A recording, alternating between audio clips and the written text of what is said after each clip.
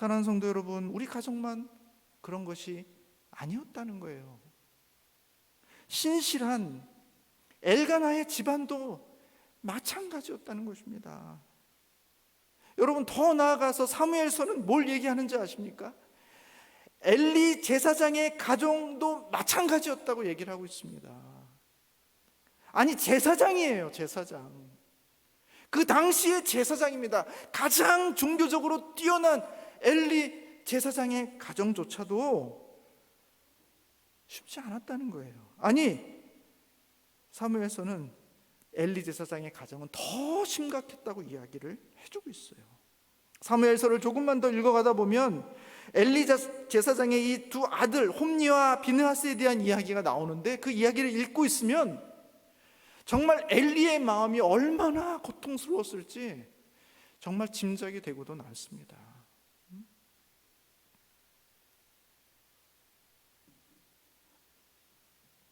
여러분, 그 시대가 그런 시대였어요. 엘리 제사장조차도 그 신앙을 자신의 자녀에게 전달하지 못하는, 할 수가 없는 그런 시대였단 말이죠. 당시 이스라엘은 영적인 암흑기요, 영적의 불임의 상태라고 말할 수 있는 것입니다. 이스라엘이 다음 세대로 신앙을 전수해 줄 수 없는 영적인 불임의 상태, 그것이 바로 이스라엘의 현 상황이에요.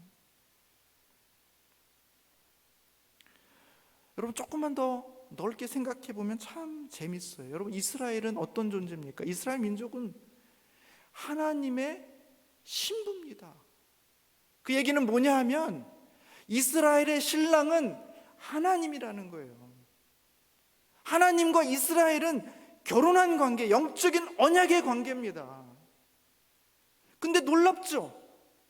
하나님이 가장인데 그 아내 이스라엘을 컨트롤하지를 못해요. 그래서 그 자녀들이 대를 이어서 믿음의 자녀로 나아가지 못하고 있는 상태가 바로 사사시대의 이스라엘이에요. 정말 하나님 앞에 너무 죄송한데 하나님도 이 아내와 그 자녀들을 컨트롤하지 못하고 있는 시대, 그게 바로 사사시대입니다.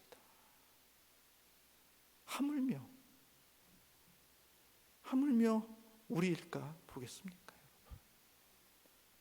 하나님도 다루기가 너무나 곤란한, 그래서 그 믿음의 자녀를 대를 잇지 못하는 불임의 상태에 있는 그 시대에 그 이스라엘을 하나님도 보고 안타까워 하시는데, 엘가나가 할 수 있는 걸 다 해도 그 가정의 믿음으로, 그 믿음으로 신앙이 진척되고 있지 못하고 있는 상황 가운데 있는데, 하물며 이 시대에 우리의 가족은 어떻겠습니까? 우리가 무책임하다는 얘기가 아닙니다. 우리의 노력만으로, 우리의 그런 간절함만으로, 우리의 애씀만으로, 우리의 최선만으로는 그것이 저절로 어떤 가정의 아름다운 풍성한 열매로 나타나지 않을 수 있다는 사실을 오늘 말씀은 우리 가운데 보여주고 있는 것입니다.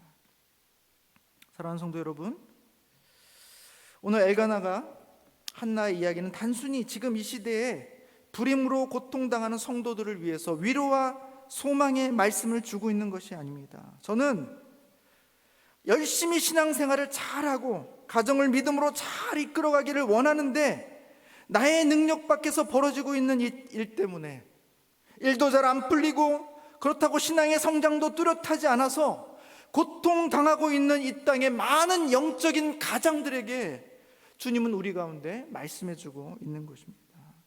살다 보면 때로는 시대 때문에 너의 잘못은 아닌데, 너의 부족함 때문은 아닌데 그와 같은 현실을 직면하기도 한다라는 것입니다. 내가 잘못해서 그런 게 아니다, 과거에도 늘 그와 같은 일이 있었고 그 과정 속에서도 하나님은 당신의 일을 하시는 분이라는 사실을 오늘 본문은 우리 가운데 말씀해주고 있는 거예요. 오늘 읽은 8절 이후의 말씀 속에서 우리는 그걸 보는 거예요.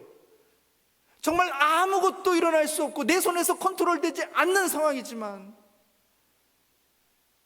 그 상황 속에서 하나님이 일하시기 시작하자 그 모든 상황들이 어떻게 갑자기 새롭게 바뀌는가를 보여주고 있는 이야기, 그것이 바로 사무엘상 이야기라는 것입니다. 사랑하는 성도 여러분,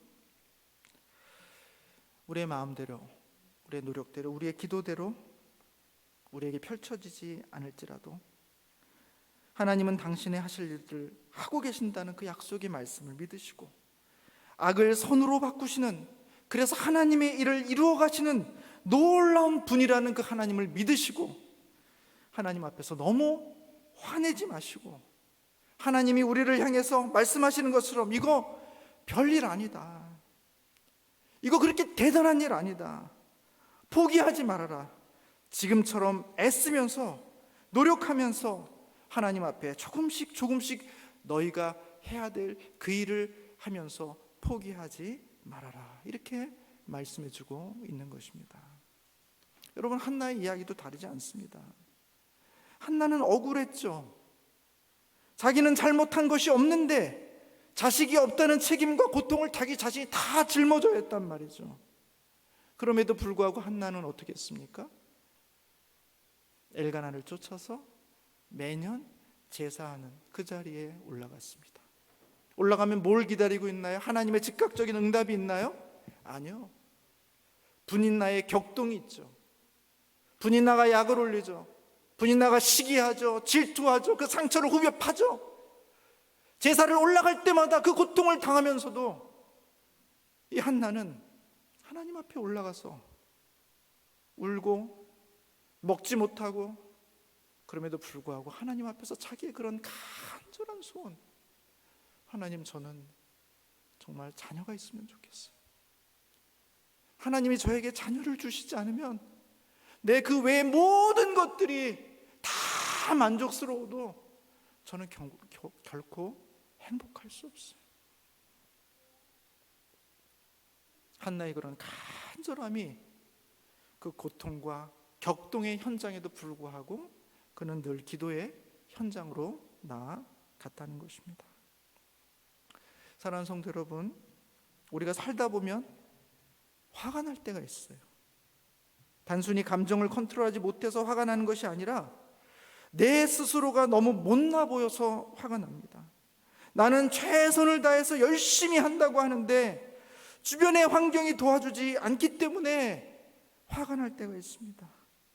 더 나아가서 이 모든 일을 주관하시는 하나님까지 나의 마음을 몰라주시는 것 같아서 우리는 화가 날 때가 있습니다.